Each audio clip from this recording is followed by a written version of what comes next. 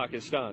এটি মুক্তিযুদ্ধের একটি ভিডিও ক্লিপ যা তৎকালীন পূর্ব পাকিস্তান থেকে ধারণ করে প্রসিদ্ধ একটি আন্তর্জাতিক মিডিয়ায় সম্প্রচার করা হয়েছিল। Some recruits to the Razakars are students, but many come from the militant wing of the Muslim League. এখানে যেসব রাজাকারদের দেখা যাচ্ছে তাদের কারোরই দাড়ি, টুপি কিংবা পাঞ্জাবি নেই, অথচ এই লোকগুলোর কাঁধের ব্যাজে রাজাকার শব্দটি স্টিল দিয়ে খোদাই করা আছে। এই ভিডিওটি সম্প্রচার করেছে আমেরিকা ভিত্তিক আন্তর্জাতিক সংবাদ মাধ্যম এপি বা অ্যাসোসিয়েট প্রেস।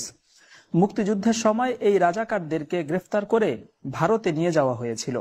সংবাদ মাধ্যমটির প্রচারিত তথ্য অনুযায়ী 1973 সালের মে মাসের 3 তারিখে ভারতীয় কর্তৃপক্ষ তাদেরকে বাংলাদেশ সরকারের হাতে তুলে দেয়।